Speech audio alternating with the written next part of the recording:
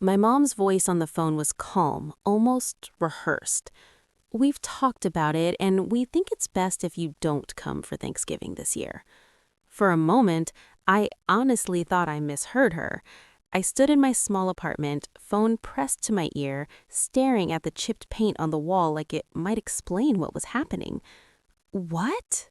I finally managed. There was a pause, then she continued, still steady. "Your sister is very upset. You embarrassed her in front of Mark. She's been crying all week." Before I could even process that sentence, she added, "Just give her some space. We'll do Christmas," and ended the call. I stood there frozen, my chest tight, wondering how asking a simple question had somehow turned into me being cut out of a family holiday. My name is Laura. I'm 27 years old, and I work as a high school history teacher, about 30 minutes from where my parents live. It's not a job that impresses people at dinner parties. The pay is modest, the hours are long, and most days I come home exhausted, but I love it. I love watching students finally understand something they thought was impossible. My younger sister, Natalie, is 24, and she's always been the opposite of me. Loud, charismatic, effortlessly charming. She lights up rooms. I fade into the background. Growing up, Natalie's emotions dictated the temperature of our entire household. If she was happy, everything was easy. If she was upset, everyone adjusted. And I learned early on that my role was to be flexible, understanding, and quiet. A few months before Thanksgiving, Natalie started dating a guy named Mark. From the moment his name came up, my parents were thrilled. He had a good job in finance, dressed well, spoke confidently, and knew exactly how to charm adults. They talked about him like he was already part of the family. I met him once at a casual Sunday dinner at my parents' house, about 2 weeks before I got uninvited. That night would end up changing everything, though I didn't realize it at the time. Dinner was loud and warm, my mom bustling around the kitchen, my dad pouring drinks. Natalie sat close to Mark, her hand always finding his arm, laughing a little too loudly at everything he said. My parents couldn't stop praising her. "Mark, you have to try this," my mom kept saying. "Mark, did Natalie tell you about her new role at work?" He smiled politely, soaking it all in. Eventually, he turned to me. "So, Laura, what do you do?"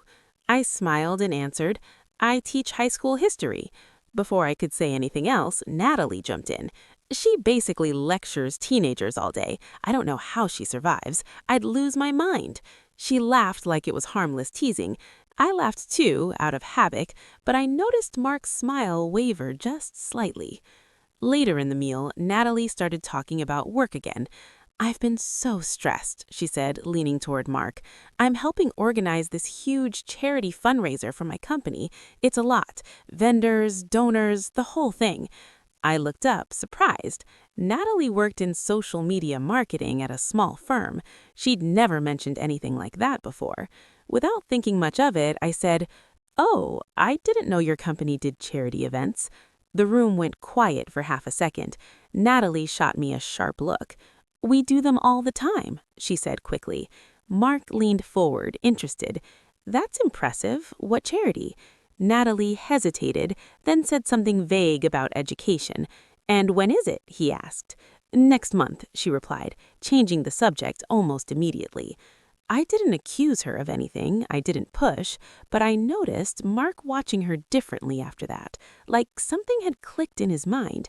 I forgot about it until later that night when Natalie cornered me in the hallway.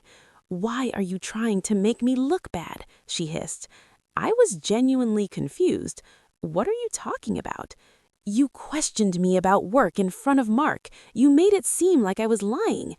I told her I was just curious, that I didn't mean anything by it. She rolled her eyes. "You're just jealous because my life is actually going somewhere." Then she napped it and walked away. 3 days later, my mom called to uninvite me from Thanksgiving. According to Natalie, I had humiliated her and called her a liar in front of her boyfriend. My dad texted me afterward. "Just apologize. You know how sensitive she is." I stared at my phone, replaying the dinner in my head over and over, trying to find the moment where I'd crossed some invisible line. I hadn't called her a liar. I hadn't even thought she was lying. But now everyone else seemed convinced. What hurt most wasn't just being uninvited. It was realizing how quickly my parents accepted her version of events without even asking me. They started a family group chat without me to plan Thanksgiving. Natalie posted smiling photos on Instagram about family time and gratitude, like I didn't exist. When I tried to talk to my mom, she told me Natalie needed support, not drama. My extended family started messaging me, telling me to apologize and be the bigger person. I felt like I was losing my grip on reality. Then, a few days before Thanksgiving, I got a text from Mark. "Hey, this is awkward, but can I ask you something?" My heart raced. He asked if Natalie really worked on charity events as part of her job. I paused before responding. I didn't want to expose my sister, but I wasn't going to lie. I told him I honestly didn't know much about her work projects. He replied, "That's what I thought. Thanks for being honest." That was it. Thanksgiving came and went without me. I spent it at a friend's apartment, surrounded by people who actually wanted me there. It was warm, but there was still a hollow feeling underneath. That evening, my phone started blowing up. Missed calls from my parents, then a text from my dad, "Call me now." When I finally answered, my mom sounded frantic. "Mark broke up with Natalie at dinner in front of everyone." Apparently, he'd confronted her about inconsistencies in her stories. She admitted she'd exaggerated, then lied, then blamed me. Natalie screamed into the phone that I'd ruined her life. Something in me finally hardened. "I didn't do this," I said calmly. "You did, and you blamed me for it." For once, I didn't apologize. I didn't explain. I just told them I was done being the family scapegoat and hung up. In the days that followed, my dad apologized, a real one. He admitted they hadn't listened to me. Things aren't magically fixed, but they're different now. And I'm different too. I learned that keeping the peace at my own expense isn't peace at all. Sometimes the truth speaks for itself, and sometimes losing an invitation is the first step to finding your self-respect. In the quiet days after everything exploded, I had more time than I wanted to think. My apartment felt different without the constant buzz of family expectations hanging over me. No passive-aggressive texts, no pressure to fix things, no reminder that my role was to smooth over everyone else's discomfort. At first, the silence scared me. It made me wonder if standing my ground had cost me more than I could afford. But slowly, that silence began to feel like relief. Natalie sent me a long message a week later. It wasn't an apology. It was a mix of self-pity and accusation about how hard her life was, how Mark leaving had shattered her, and how I should have defended her no matter what. I read it twice, then set my phone down. For the first time in my life, I didn't feel the urge to rush in and make things better. I realized something uncomfortable but freeing. Loving someone doesn't mean sacrificing your integrity for them. Supporting someone doesn't mean lying so they can keep a carefully crafted image intact.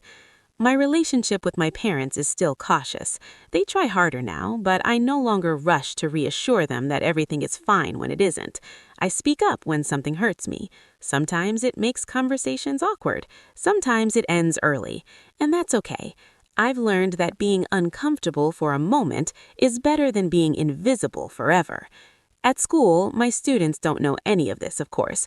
They still argue about homework and complain about pop quizzes, but there's a quiet confidence I carry now when I stand in front of the classroom. I know who I am, and I know I didn't earn my place in the family by being agreeable, and I don't need to earn it anywhere else either. Thanksgiving without my family was painful, but it also showed me something important. I'm allowed to take up space. I'm allowed to tell the truth, and I'm allowed to walk away from situations where I'm expected to disappear just to keep someone else comfortable. Losing their approval hurt, but losing my self-respect would have hurt far more.